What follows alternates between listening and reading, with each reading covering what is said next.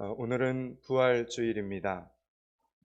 사망의 권세를, 어두운 죽음의 권세를 이기신 주님의 부활의 생명이 여러분을 온전히 감싸 주실 수 있기를 축복합니다. 그래도 우리 옆 사람하고 오늘 특별한 날인데 인사 한번은 합시다. 예수 부활하셨습니다. 인사 한번 하시죠. 네. 오늘 저와 여러분이 읽은 이 말씀은 엠마오로 가던 예수님의 두 제자가 부활하신 주님을 만나는 장면입니다. 본문은 그날에라고 이렇게 이 단어로 시작이 되고 있습니다. 그날은 언제입니까? 안식 후 첫날. 본래 유대인의 안식일은 토요일입니다. 그런데 우리 그리스도인들은 예수님께서 부활하신 날을 주일로 정하여 주일 성수를 이렇게 하고 있습니다. 그러므로 안식 후 첫날은 지금의 요일로 치면 주일이 되는 것입니다. 예수님께서는 살아계실 때에 제자들에게 이런 말씀을 하셨습니다. 내가 곧 십자가에 죽고 그리고 3일 만에 부활할 것이다.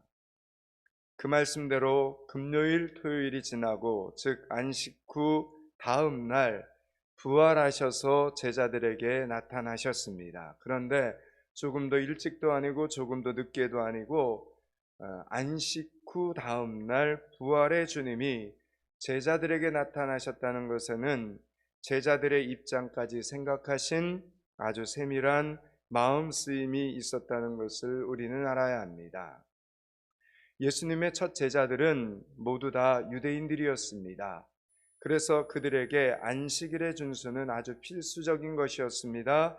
예수님께서 금요일에 십자가에 돌아가신 후 제자들 마음속에는 여러 가지 복합적인 감정들이 일어났음이 분명합니다.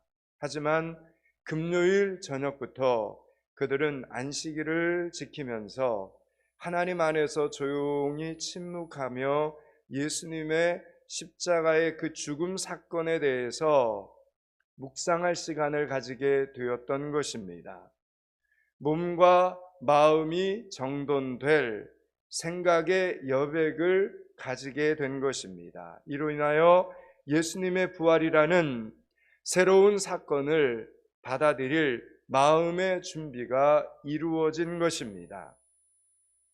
유진 피터슨이라는 사람은 그에 져서 부활해서 이렇게 말합니다. 아마도 안식일 준수는 금요일의 사건들이나 제자들의 처참한 기분을 좀 더 넓은 안목으로 바라보게 해주었을 것이다. 그래서 그들이 안식일을 지키고 다음 날 아침 일하기 위해 집을 나섰을 때는 하나님을 향한 감각이 마음 깊이 뿌리내리고 있었던 것이다 라고 말합니다. 여러분, 하나님께서는 우리에게 기다림이라는 시간을 주십니다. 왜 기다리라는 시간을 주십니까? 우리를 보다 성숙하게 만들기 위해서입니다.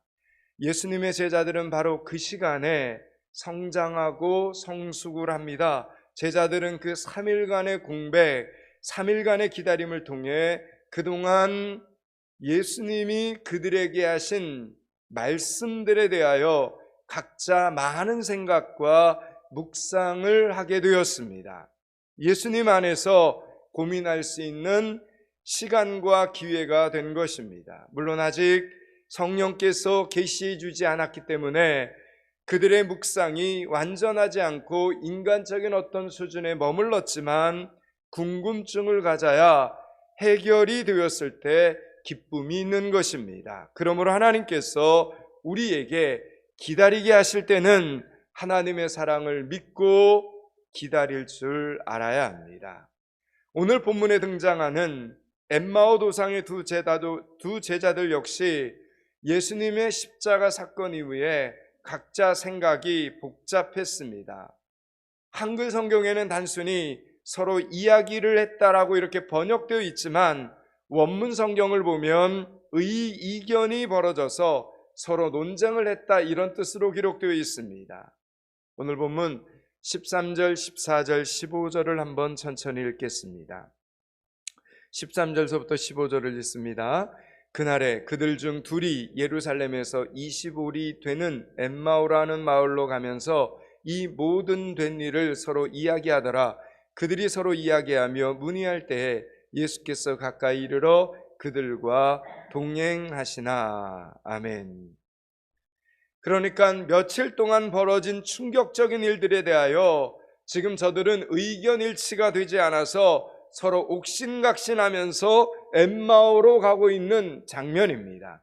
공교롭게도 예수님에 대한 생각은 일치가 되지 않았는데 엠마오로 가자는 데는 일치가 되었습니다. 가만히 보면 두 사람이 하나님의 뜻은 몰라도 세상 일에는 마음이 맞는 경우가 있습니다. 나중에 보면 결국 이 두 사람이 다시 예루살렘으로 돌아옵니다. 그러므로 아직 하나님의 뜻을 잘 모른다면 세상의 일을 서두르지 마시기 바랍니다. 아직 하나님의 뜻을 잘 모른다면 세상의 일들을 너무 쉽게 서두르면 안 됩니다. 두 사람의 마음이 맞아서 갔다가도 다시 돌아와야 하니까 하나님의 뜻을 먼저 확인하고 움직이는 것이 시간 낭비하지 않는 길임을, 인생을 낭비하지 않는 길임을 기억하시기 바랍니다. 오늘 본문 16절과 17절을 읽겠습니다. 16절 17절입니다. 그들의 눈이 가리워져서 그인 줄 알아보지 못하거늘 예수께서 이르시되 너희가 길 가면서 서로 주고받고 하는 이야기가 무엇이냐 하시니 두 사람이 슬픈 빛을 띠고 머물러 섰더라. 아멘. 부활하신 예수님께서 슬그머니 두 제자에게 다가오신 겁니다. 그런데 두 제자는 저들의 눈이 가리워져서 예수님을 알아채지를 못합니다. 그리고 오늘 본문을 기록한 누가는 그들의 감정이 어떠했는지 기록하고 있는데 슬픈 빛을 띠었다 이렇게 기록해 놓았습니다. 그들은 지금 슬퍼하고 있는 것입니다. 그러면 예수님께서 왜 슬퍼하고 있는 이 제자들에게 예수님의 정체를 밝히지 않는 것입니까? 그냥 모르는 척하고 그들의 대화를 들으시고 또 그들의 대화 속에 개입하시면서 함께 엠마오로 가고 계십니다. 참 이상하지 않습니까? 먼저 오늘 본문의 두 제자는 왜 슬퍼하는 것입니까? 예수님의 무덤이 비어 있어서 저들은 지금 슬퍼하고 있는 것입니다. 그러나 예수님이 여러분 다시 살아나셨으니 무덤이 비어 있어야지, 아직도 예수님이 시체로 무덤에 있어야 기뻐하고 안심합니까? 이성적으로 생각을 해보면 무덤이 비어 있다는 것은 기뻐할 일입니다. 이 두 사람은 예수님께서 십자가에 비참하게 돌아가시는 것을 보았지만 마리아를 통해서 예수님이 다시 살아나셨다는 소식도 들었던 제자들이었습니다. 그러니 예수님께서 말씀하신 대로 부활하셨구나 하면서 기뻐해야 되는데 오늘 말씀을 보니까 슬퍼합니다. 슬픈 빛을 띠고 머물러 섰더라 이렇게 말씀합니다. 이유는 예수님의 부활 믿을 수가 없었던 것입니다. 예수님을 따라다니던 예수님의 제자들이었는데 예수님이 계속해서 당신의 죽으심과 부활을 이야기해 줬는데도 불구하고 저들은 예수님의 부활을 믿을 수가 없었던 것입니다. 결국 제자들이 예수님의 부활을 깨닫게 되는 길은 두 가지밖에 없습니다. 여러분, 기독교를 빈 무덤의 종교라고 부르기도 하지만 실제로 예수님의 무덤이 비었다고 부활이 증명이 될 수 있습니까? 사람들은 예수님의 무덤이 비었네, 예수님이 살아나셨네, 부활하셨네. 사람들은 이렇게 반응하지 않습니다. 무덤은 어떤 인간적인 수단으로도 텅 빌 수 있습니다. 그래서 누가 훔쳐갔다, 도구를 당했다 등등 여러 가지 소문이 퍼졌습니다. 그 당시에 대제사장들과 장로들이 경비병들의 보고를 바꾸는 돈을 그들에게 많이 주면서 일부러 가짜 뉴스를 만들었습니다. 제자들이 밤에 와서 도둑질을 해갔다고 거짓말을 퍼뜨렸습니다. 무덤이 비었다고 예수님의 부활이 증명되지는 않는다라는 것입니다. 오늘 본문 말씀 뒷부분에 보면 예수님의 제자들이 이렇게 함께 모여있는 장면이 나옵니다. 그때 부활하신 예수님께서 나타나십니다. 그때 그들은 부활하신 예수님을 보고 함께 기뻐한 것이 아니라 놀라서 무서워했다, 이렇게 기록되어 있습니다. 36절과 37절을 한번 보시기 바랍니다. 36절, 37절을 같이 읽습니다. 이 말을 할 때에 예수께서 친히 그들 가운데 서서 이르시되 너희에게 평강이 있을지어다 하시니 그들이 놀라고 무서워하여 그 보는 것을 영으로 생각하는지라. 아멘. 여러분 보십시오. 제자들은 지금 부활하신 예수님을 만난 겁니다. 그러면 기뻐하고 감사하고 놀라워야 되지 않습니까? 그런데 지금 제자들은 부활하신 예수님을 보고 기뻐하는 것이 아니라 무서워했다, 이렇게 심지어는 영으로 생각했습니다. 여러분, 영으로 생각했다는 이 말은 구체적으로 무슨 뜻입니까? 귀신으로 생각했다는 겁니다. 누가요? 예수님의 제자들이. 여러분, 이런 어처구니 없는 일이 벌어졌습니다.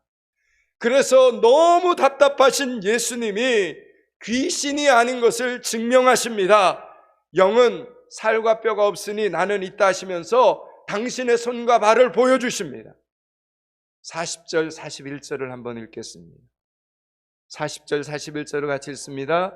이 말씀을 하시고 손과 발을 보이시나 그들이 너무 기쁨으로 아직도 믿지 못하고 놀랍게 여기실 때 이르시되 여기 무슨 먹을 것이 있느냐 하시니. 아멘. 제자들은 예수님의 손과 발을 봤습니다. 그런데도 아직 믿지를 못합니다. 자, 그러면 어떻게 해야 도대체 제자들이 부활하신 예수님을 믿을 수 있겠습니까?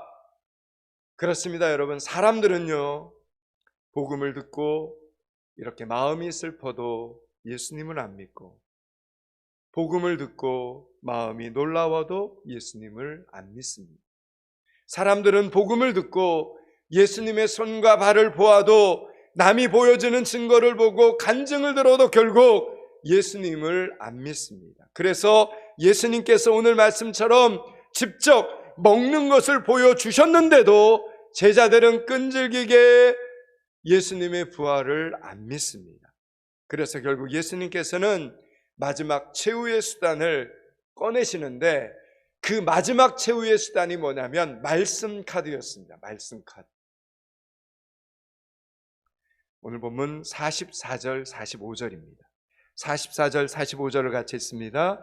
또 이르시되 내가 너희와 함께 있을 때에 너희에게 말한 바 곧 모세의 율법과 선지자의 글과 시편의 나를 가리켜 기록된 모든 것이 이루어져야 하리라 한 말이 이것이라 하시고, 이에 그들의 마음을 열어 성경을 깨닫게 하시고. 아멘. 이 말씀이 중요합니다. 우리가 예수님의 부활을 깨닫는 것은 이 두 가지 방법밖에는 없다는 것입니다. 첫째, 하나님의 말씀입니다. 그리고 둘째는 성령께서 우리의 마음을 열어주셔서 깨닫게 해주셔야지만 부활이 믿어지게 되는 것입니다. 이 두 가지입니다. 이걸 지금 부활하신 예수님이 제자들과 이야기하면서 우리에게 보여주는 장면입니다. 이 두 가지 외에는 여러분의 마음이 슬퍼도 놀래도 기뻐도 안 믿어집니다. 내 눈으로 기적을 직접 보고 만져도 안 믿어집니다. 그래서 우리는 겸손히 뭐 해야 됩니까? 하나님의 말씀을 여러분 읽어야 합니다. 말씀을 읽을 때도 내가 기어이 알아내고 말리야, 여러분, 이런 어떤 인간적인 열심이나 고집으로 되는 것이 아니라 성령께서 우리의 마음의 문을 열어주셔야 부활이 깨달아지게 되는 것입니다. 그러므로 여러분, 성경을 펼칠 때마다, 하나님의 말씀을 들을 때마다 여러분은 기도하면서 성경을 펼치고 기도하면서 하나님의 말씀을 들어야 됩니다. 하나님, 듣는 중에, 읽는 중에 깨닫게 하여 주시옵소서. 갈 길을 인도하여 주시옵소서. 겸손히 기도하고 기도하면서 하나님의 말씀을 읽어 나가셔야 합니다. 그렇게 말씀이 생명이 되실 수 있기를 축원합니다. 이제 다시 오늘 본문으로 돌아가 봅니다. 아직 영의 눈이 열리지 않는 두 제자는 지금 엠마오로 가면서 힘이 하나도 없었습니다. 기운이 다 빠졌습니다. 일주일 전만 해도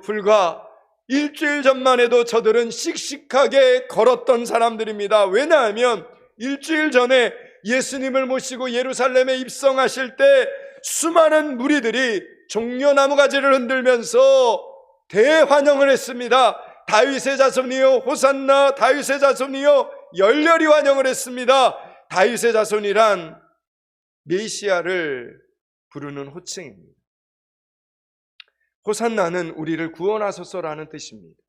그러니까 예수님을 향하여 메시아여 우리를 구원하소서, 메시아여 우리를 구원하소서 이렇게 열렬히 환영을 했으니 12 제자들과 함께 그 뒤를 따라왔던 이 2명의 제자들도 얼마나 그 광경 때문에 흥분이 되고 얼마나 기대가 되었겠습니까? 예수님과 함께 있던 시간들은 신났습니다. 예수님께서 한번 설교하시면 수만 명의 군중들이 감탄을 하면서 들었습니다.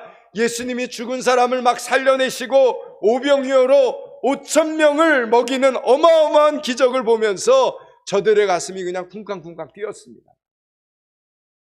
야, 이제 곧 역사를 바꿀 것 같다. 우리를 이제 예수님이 해방을 시킬 것 같다.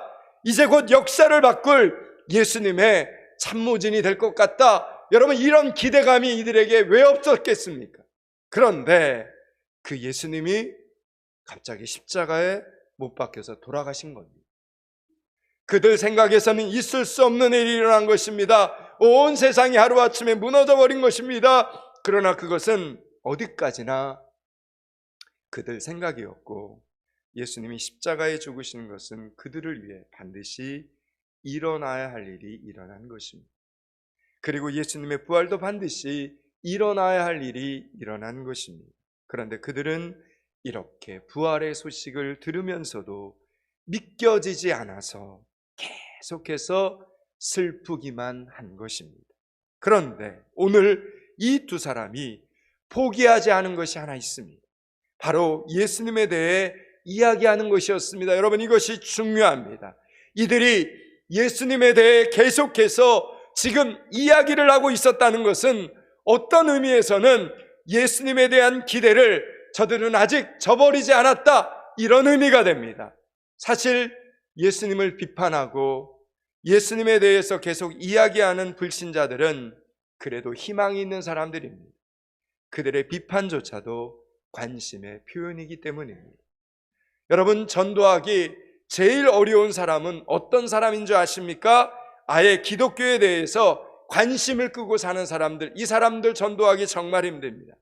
그러므로 이번에 여러분이 VIP로 품고 전도하고자 기도하는 그 사람이 예수님을 비판하고 교회를 비판한다면 이제부터는 속으로 기뻐하시기 바랍니다. 오히려 기회다, 이렇게 생각하시기 바랍니다. 전도할 수 있는 기회다, 여러분 이렇게 마음을 다지시기 바랍니다. 그들은 지금 포기할 수 없는 관심을 그들 나름대로의 방식으로 우리에게 지금 표현하고 있는 것입니다.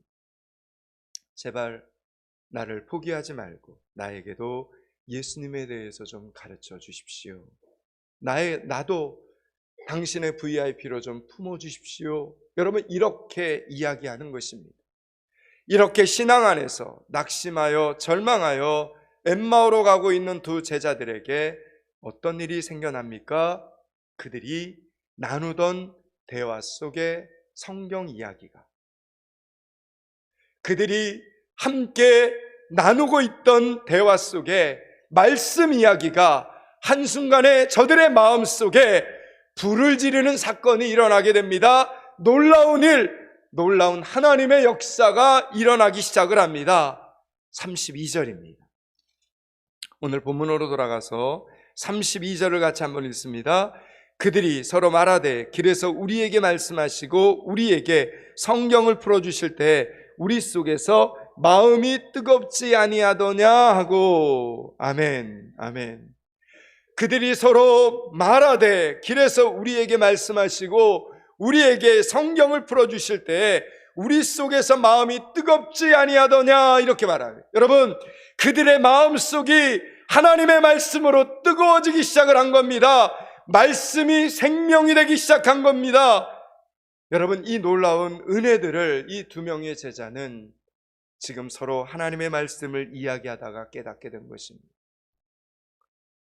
감리교의 창시자였던 존 웨슬리 목사님도 하나님의 말씀이 믿어지지 않을 때가 있었다고 합니다.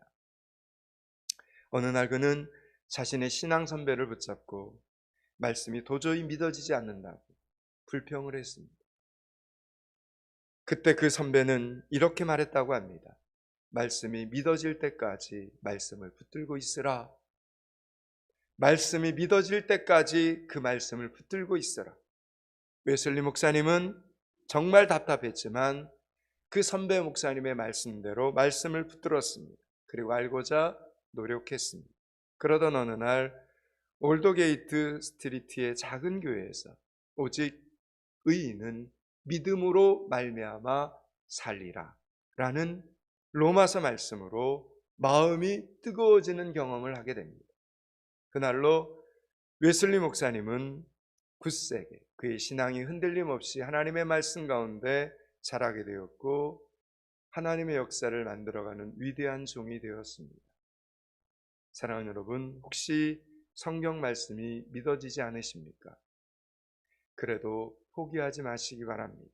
하나님은 반드시 응답하신다는 말씀이 나에게는 전혀 해당이 안 되는 말씀 같아 보여도 성경 덮어버리지 마시고 더욱더 많이 성경을 읽어 나가시기 바랍니다. 그 말씀이 여러분을 사로잡는 순간이 곧 다가올 것입니다. 말씀이 생명이 되는 순간이 곧 다가올 것입니다. 윌리엄 쿠퍼라는 목사님은 원래 자유주의 신학을 공부했기 때문에 하나님을 믿지 않고 신학을 그냥 학문으로만 공부해서 목사 안수를 받고 목사가 된 분이었습니다. 이런 사람을 우리는 무신론적 신학자라고 부릅니다. 하나님을 믿지 않는 신학자. 그런데 이분이 그래도 목사니까 고난주간을 앞둔 토요일 날 자기 교회 주보를 들여다보다가 구원을 받게 됩니다. 놀랍지 않습니까? 주보를 보다가 구원을 받는다. 주일 설교 제목에 누가 예수를 죽였는가? 고난주간이니까 누가 예수를 죽였는가? 라고 정하여 주보에 그렇게 인쇄가 되어 나왔는데 마침 그 아래에 윌리엄 쿠퍼 목사라고 써 있었습니다. 당연히 주보에 설교 제목과 설교자의 이름이 쓰여져 있는 것인데 놀랍게도 성령께서 역사를 한 겁니다. 윌리엄 쿠퍼 목사님은 그 주보를 한참 동안 들여다보다가 갑자기 내 죄가 예수님을 돌아가시게 했구나 라는 것이 깨달아졌습니다. 내 죄가 예수님을 십자가에 못 박게 했구나 라는 것이 믿어졌습니다.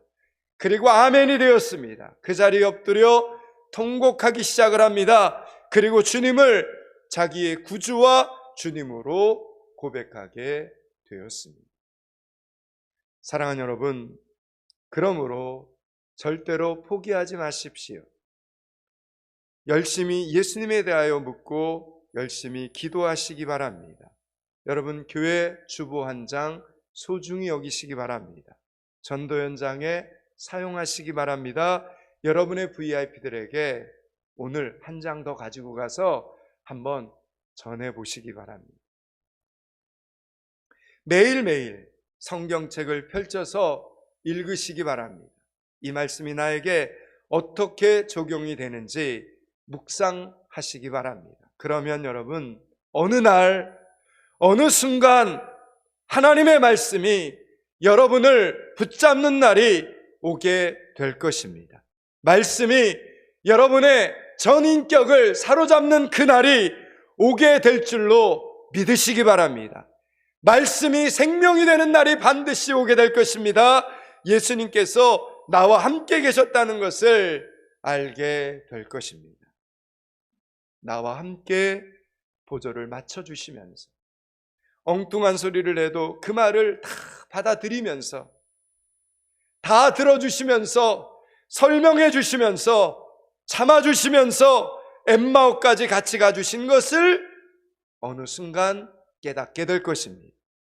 엠마오가 아닌 예루살렘으로 가야 하는데 억지로 방향을 바꾸시는 것이 아니라 내가 깨달아질 때까지, 내가 믿어질 때까지 혼자 두지 않으시고 그 길을 함께 동행해 주셨던 부활의 주님을 깨닫게 될 것입니다. 여러분, 여기까지가 오늘 본문의 전체 메시지입니다. 이제 말씀을 마치려고 합니다. 사랑하는 여러분, 여러분이 하나님의 말씀을 붙들면 붙들수록 어느 순간 그 하나님의 말씀이 여러분을 꽉 붙잡는 것을 체험하게 되실 수 있기를 축원합니다. 마음이 흔들릴수록, 신앙이 흔들릴수록, 믿음이 흔들릴수록 더욱더 성경 속으로 들어가는 성도들이 되시기를 축원합니다. 이번 한 주간에도 열심히 저와 여러분은 어떻게 해야 됩니까? 성경을 읽어야 됩니다. 아멘. 열심히 저와 여러분은 이번 한 주간 부활의 주님을 기억하면서 여러분, 이 엠마오의 두 제자들처럼 하나님의 말씀을 읽어야 됩니다. 그리고 열심히 구하고 열심히 찾아야 합니다. 그러면 어느 날 나를 구원하시기 위해 십자가에 죽어주신 그 주님을 만나게 될 것입니다. 부활하신 그 주님이 지금 내 안에 여전히 살아계셔서 나의 인생길을 지켜주시는 것을 믿게 될 것입니다. 그날이 속해 올 줄 믿으며 그때는 엠마오가 아닌 예루살렘을 향하여 올라가는 부활절의 성도들이 되시기를 주님의 이름으로 축원합니다. 기도하겠습니다. 하나님, 하나님의 뜻을 잘 모른다면 세상의 일을, 세상의 결정들을 너무 서두르지 않게 하여 주시옵소서. 하나님의 뜻을 먼저 확인하고 움직이는 성도들이 되게 하여 주시옵소서. 부활주일 말씀이 생명이 되어 부활의 주님이 지금도 내 안에 살아계셔서 내 인생길을 지켜주시고 동행해 주시는 것을 확신하는 성도들이 되게 하여 주시옵소서. 예수 그리스도 이름을 받들어 기도드리옵나이다. 아멘.